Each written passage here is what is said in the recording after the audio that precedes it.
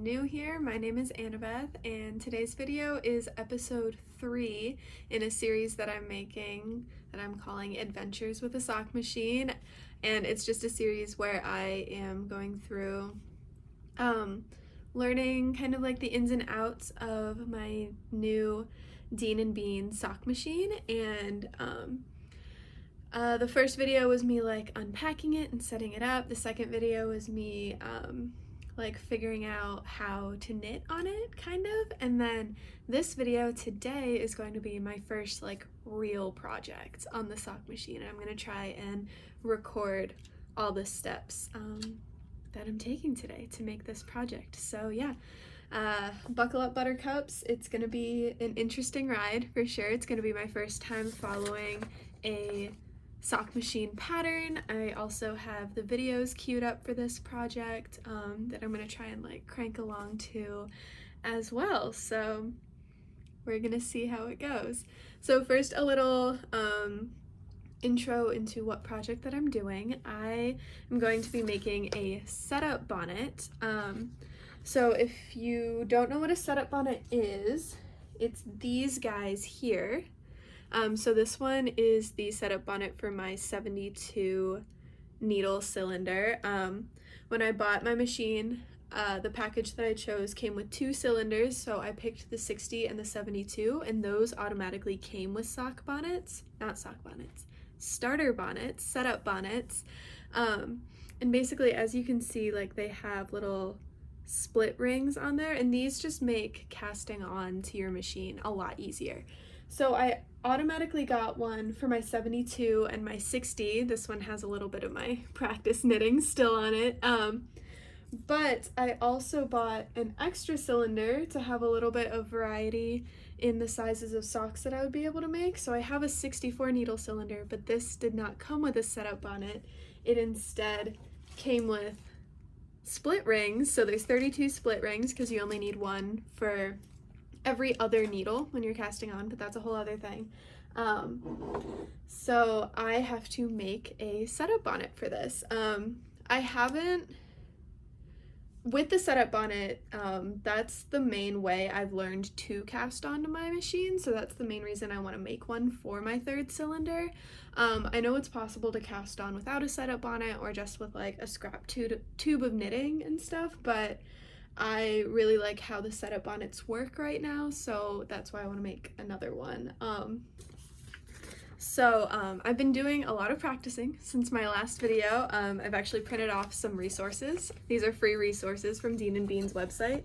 So as you can see, this one's kind of like a checklist of various skills that you should be doing, and let me make sure I don't get caught on any of the latch hooks. So as you can see, I've like watched all these videos, read through these resources, and next up is to make a setup bonnet.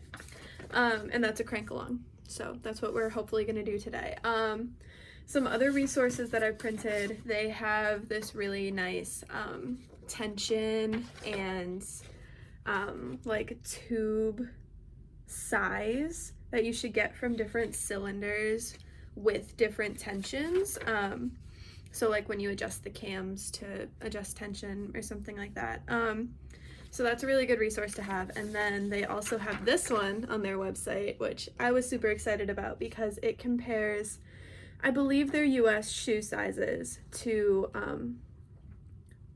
it compares US shoe sizes to foot lengths, to which cylinder should you be using, and then like it has the starting range, like the shortest range and the longest range for like each of those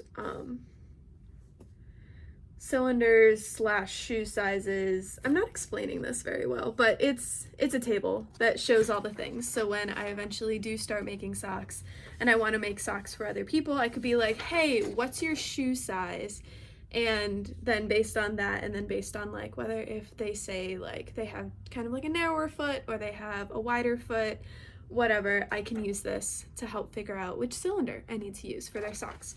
Anyway, lots of great free resources, but let's get into the actual main part of this video, which is making this setup bonnet. So step 1, I need to set up some stuff first. I need to, I might just cut this off instead of rewinding it onto the cone. I have so much of this scrap yarn. This is wool-like from Michaels, so like I've used it a lot in various like socks and then like in the rats that I made for my coworkers and stuff for the holidays. If you watched those videos, if this is the first video you're watching, you're probably like, rats, why did you make rats for your coworkers? It's a whole thing. Just don't worry about it. That's not why we're here right now.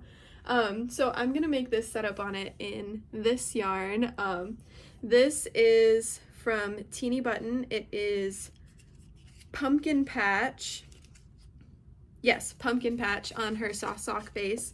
So that is a 75-25 superwash merino nylon blend. And that is pretty much what they recommend for the setup bonnets. And I think this color would be really good for my 64 needle setup bonnet because it's pretty different from these other two. So even though I won't have a tag on it like these ones came with, I'll still, I'll be able to know because I'll be like, oh yeah, that's the one I made, so that's the one for my 64 needle cylinder. And I also needed a piece of ribbon, so this ribbon might seem familiar. This was what was left over from when again, a reference to the rats that I made for my coworkers for the holidays. So this is the ribbon that I have right now. It looks like it's thicker than the other ribbon that they use, but I think if I fold it in half, if need be, it'll be fine. Like, and if it's not, oh well, I'm sure I have some other ribbon floating around that I can use for this eventually. So yeah, step one is going to be, well, kind of like step 1A. Setup step 1 and setup step 2 are going to be putting my 64 needle cylinder in the machine and then also winding this onto a cone. So we're gonna do that right now, I guess.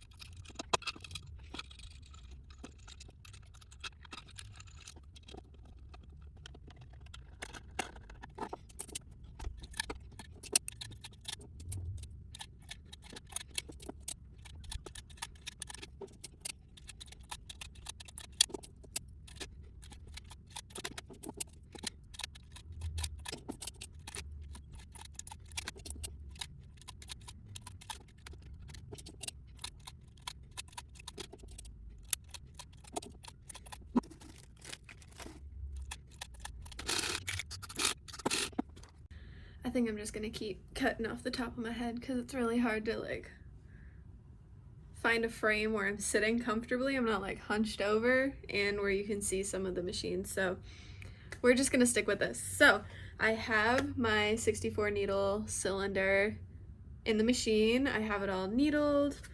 I have all the hooks put in, whatever. I cut off the practice cranking that I did with my scrap yarn, wound up my main yarn.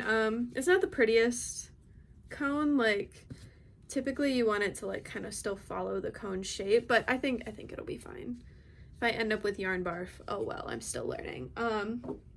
Okay, so we got that. So I think we're all set up to start then.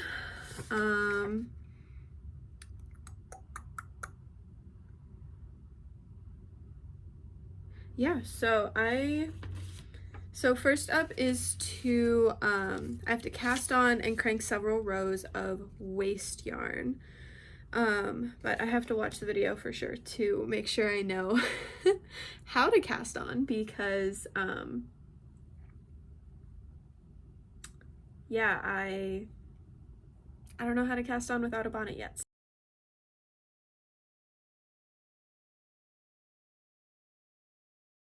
Of all the materials that I need. So I have all of that gathered, including ravel cords and additional scraps of yarn that I'll cut to size when I need to. And now the second video is starting with fray checking the ribbon. I don't have any fray check, so I'm gonna go use the tried and true wave it over a lighter method. If you don't know that method, there you go, you learned something new today. This would be the method that we would use when, fun fact, I grew up dancing. This conversation is all over the place. I grew up doing ballet, tap and jazz dancing, and that included ballet with point shoes. And if you don't know, when you have point shoes, typically you have to sew your own ribbons and elastic on. So my mom would do that. I would not do that, because she's amazing. And her version of fray checking was to light the ends of the ribbon on fire. So I'm gonna go do that.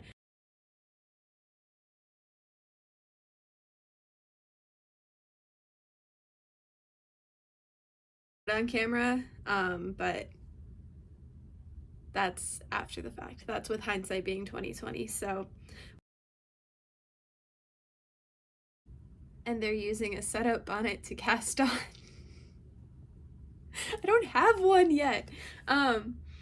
And because I haven't cast it on with anything but a Set Up Bonnet, I don't have like a tube of waste yarn to cast on with. So I know they had a video somewhere of how to cast on without a Set Up Bonnet, but now I need to go find that. So I'll check back in after I find that video. Why, if it's the video for making a Set Up Bonnet though, like, why would you be using a Set Up Bonnet to cast on? Because, like, I feel like the assumption would be if somebody is making a Set Up Bonnet for a cylinder size, that means they don't already have one, like me. All right, so that's fine. I need to go find the video of how to cast on without a bonnet. So I'll check back later. So I'm just going. Okay, so this one is telling me to use a scrap tube of yarn that I don't have yet. So I wonder if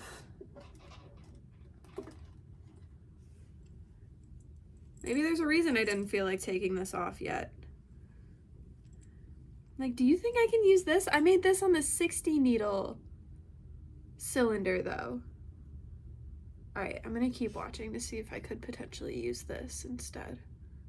Okay, so she said if you don't have like some scrap knitting or whatever, you can use like a tube or a sleeve of an old sweater or something. So that tells me that I can use this. And now she's showing like how she's putting it on the needles, and it's just kind of however you can grab a loop, like, go for it. So all right, so what I think I need to do is, because this was just like this is unraveling because it was nothing. I was gonna wind it back up again. So what I'm gonna do is I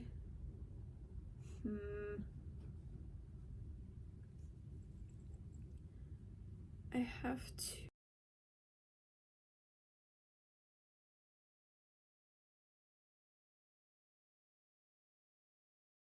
and threaded it through kind of like a lifeline, so that way if the loops up here start unraveling while I'm using it, it's okay, because there's a lifeline to catch it. And because I know I'm gonna turn it inside out kind of like that much anyway, so if the lifeline's like here and I'm pulling up loops from here, it should be okay. So, all right, let's jump back into this. I also took a break to have a snack because I could feel myself getting frustrated and hangry, and you don't need to see that right now. What was my snack, you ask? A few handfuls of cherry tomatoes and a Christmas tree cake. Girl lunch.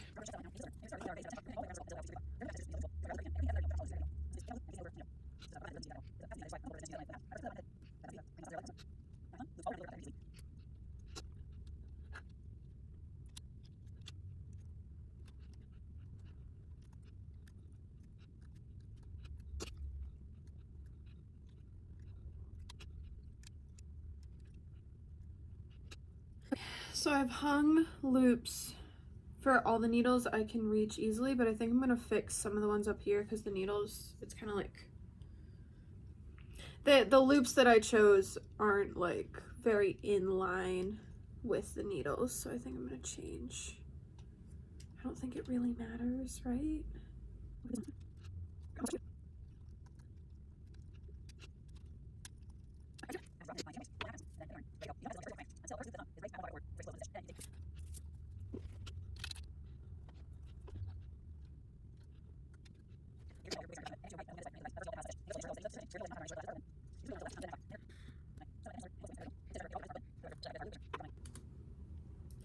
Okay, so I guess it's basically just treating it like a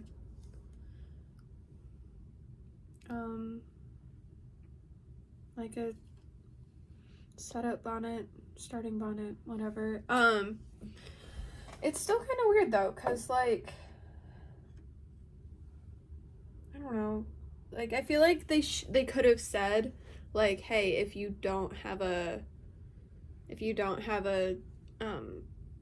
setup bonnet for this size yet, it's okay. Use any size tube of scrap yarn. Like they just kept saying tube of scrap yarn, so then I was assuming it had to be the same size, but it doesn't have to be.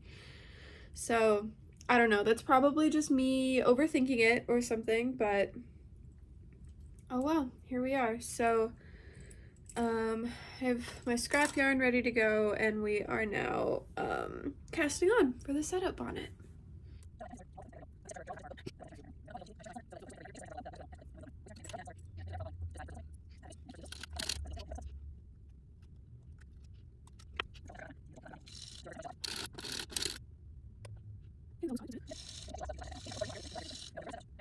So now I need to crank a few rows.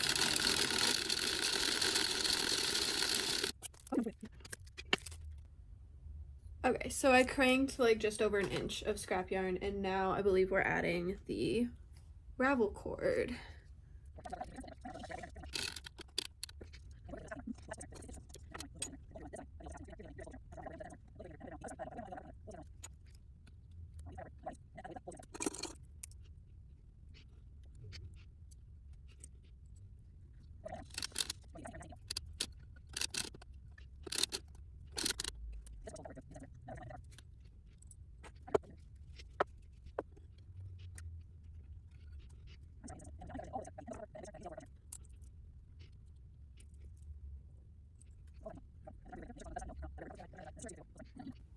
Okay, so that's the end of the second video. Let's cue up the next one. So far I have cranked about an inch of scrap yarn, I've put the ravel cord through, and now I am joining in my main project yarn.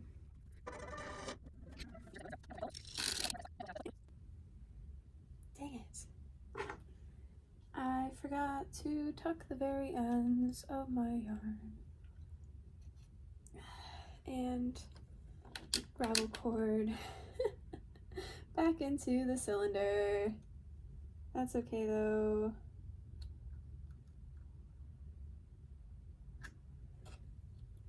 Okay, you know what? We're just gonna... Where's the end of it?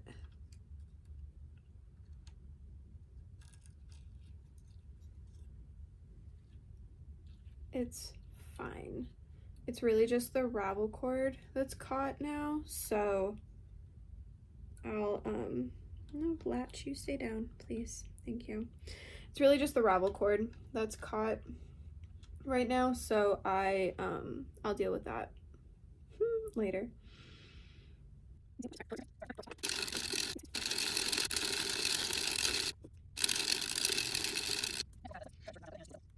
Okay, so now we're adding the split rings. So my main mark is matching hers, yes. I will admit that it's a little hard because I'm very left-handed when it comes to like holding stuff like this, and she's right-handed, so that's a little bit of a challenge too. So if you're a lefty, friends, just be mindful of that. Like maybe watch through once to figure out what you're doing. It's no fault of anybody's, the fact that I'm left-handed and she's not. It's just another little thing to deal with.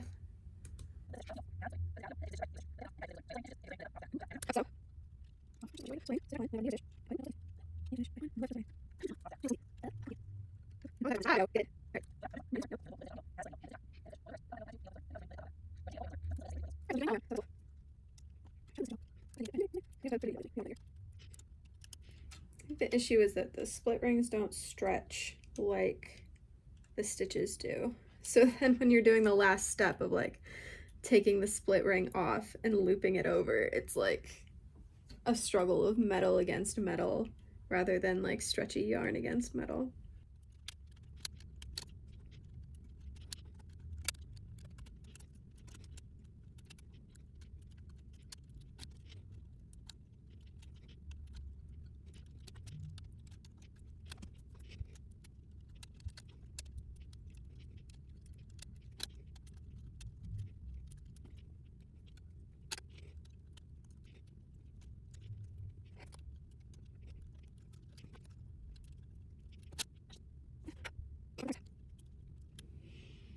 Finally got that down, but now some stitches over here aren't catching. I'm worried I messed it up. You know, just the fact that I'm left-handed and kept bumping my feeding yarn.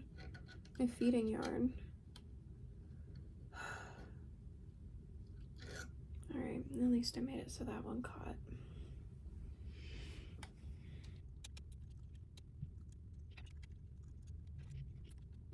Alright, so there's a little section over here where it didn't catch. I'm pretty sure that's because I bumped the feeding yarn a couple times, but hopefully they will show me how to fix that.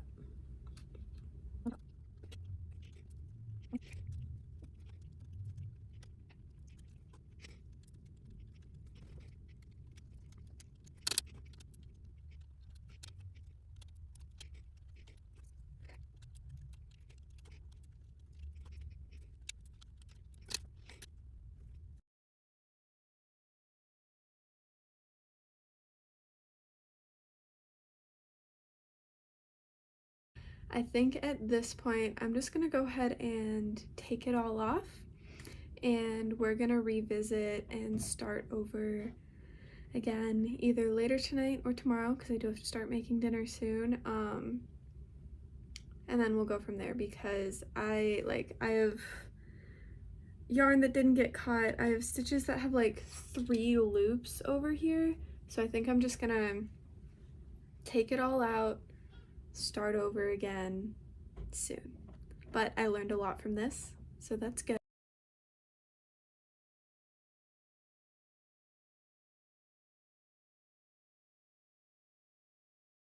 I was able to ask the Facebook group, the Dean and Bean owners Facebook group, a question involving the heel spring, whether I could knit with the heel spring engaged all the time or if that like wasn't recommended. And basically the answer is yes, I can do that. It might affect my tension a little bit, but given that this is a setup bonnet, starter bonnet, and not like a pair of socks, I'm okay with that for now.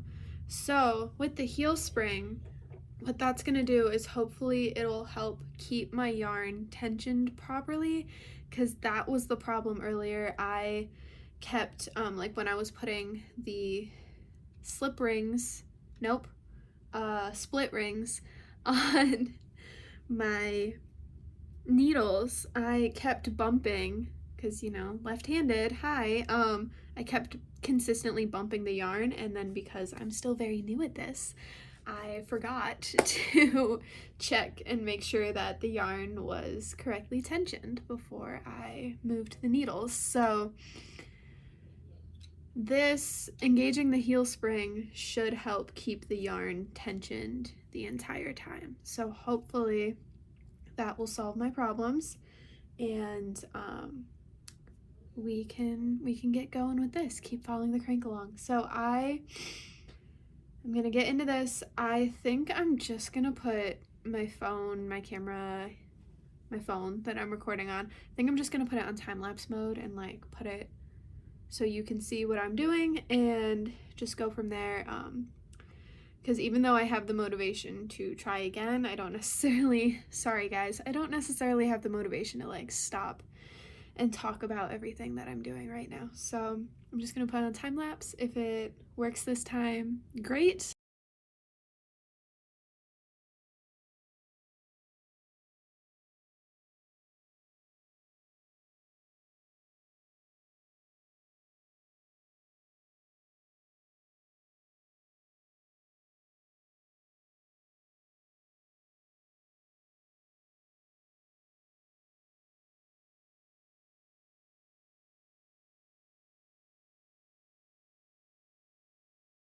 Or it's 7 o'clock. All split rings are here and accounted for. For a second, I thought one had fallen into like the cam system, but we're good. It's 7 o'clock.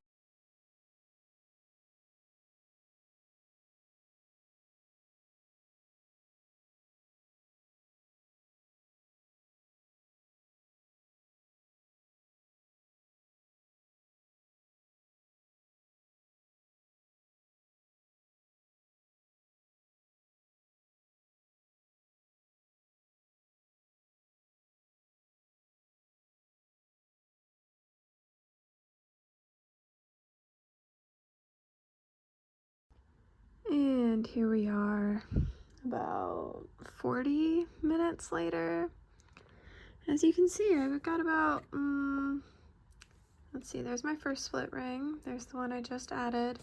Got about 3/4 of the way through adding them this time before this happened. I've asked on the Facebook group to see if anybody has an answer for what might be causing this. It's always in different spots every time, but it's always at this step when I try to add the split rings. The first time I tried repairing it because I thought I could like look over here at what everything else looked like and then just make this section look like that, but when I did that, because this bit of yarn is just like straight and not like loops, the tension in across like those 6 needles would be an absolute nightmare on the next round. So yeah, gonna call it a night. We're gonna try again tomorrow, and yeah, see you then. All right, hello again guys. It's Sunday. I haven't been recording any of my attempts here on Sunday because I was honestly just expecting more disappointment, but look, I got the split rings placed. I've cranked the 12 rows past. I'm pretty sure this was attempt number 4 or 5 today. So this is just a little check-in, and you know what? Today's already a win since I got past this point. So if the next step messes me up, I'm okay with that because I have finally figured out how to get the split rings attached, and that was what I needed today. So yeah, gonna move on to the next part now. Still not gonna record it because at that point that feels like jinxing it, so check back later. Okay, quick update again. Clearly it looks a lot different than before. I successfully did the first hung hem. It's down there, it's like under the weight at this point. And then I cranked 30 rows for the body, and then I marked these stitches for the second hem and then just cranked 6 more rows past that. And now I think we're getting ready for the second hem. Still going well. Hopefully this doesn't jinx it. Alright, and we are at the hung hem. Needles are all lifted out of work, and I'm ready for, I guess, the bind off that they're gonna show me now. Not too shabby.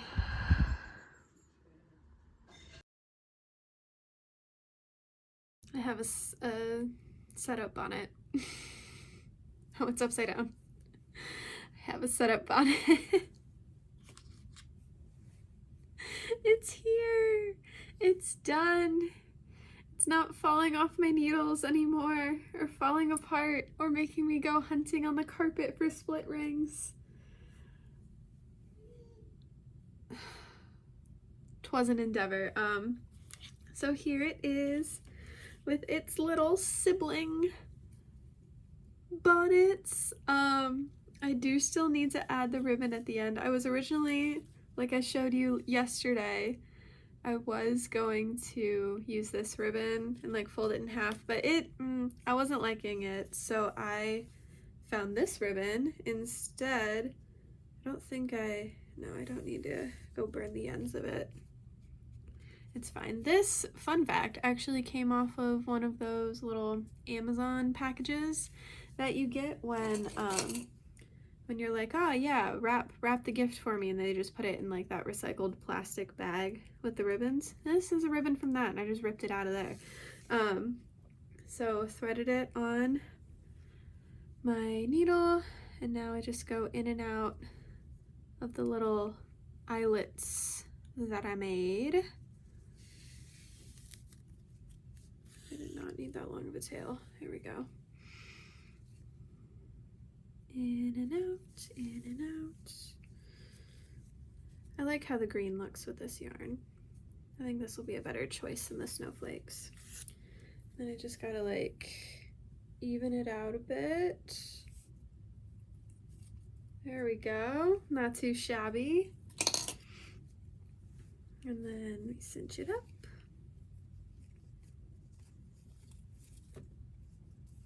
And tie a little bow. Yes, this is a much better ribbon choice. It's gonna be super long, but I don't think I'm gonna mess with it too much. There we go. There we have it. The saga is over. The saga of my first real sock machine project. So thoughts, will I make a sock bonnet again? Set up whatever bonnet again? Maybe. It's just a maybe. I have 3 cylinders right now. Each of them has a bonnet now, and so if I do venture to get like the 56 or the 48 needle cylinder, I might end up making another one. I just know I don't need to right now, so I'm not going to right now, because this was an ordeal. But thankfully, through this experience, I did learn a lot.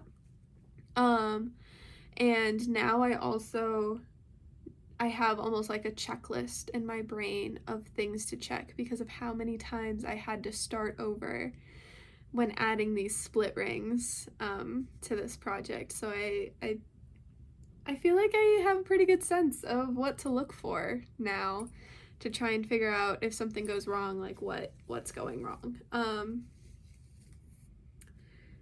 So yeah, I am tired. I'm gonna go watch some Sunday night football. So yeah, if you enjoyed this video, this whole ordeal of a video, I'm just thinking now how much of a pain in the butt this is gonna be to edit, so sorry future me. It's fine. If you enjoyed this video, feel free to give it a thumbs up. You can subscribe to my channel. I'm gonna be really scared about recording sock machine like process videos now because it worked when I didn't record. Honestly, I think I just need to get a little better, practice a little more, and then when I'm more confident in my skills on the machine, And then I'll start recording actual like time lapses and processes again and stuff. So yeah, if you want to subscribe to my channel, you can hit that notification bell, let you know next time I post. Haven't posted a knitting update in a while, so that could be coming up next, or it could be another episode in this little Adventures with a Sock Machine series. We'll see. But yeah,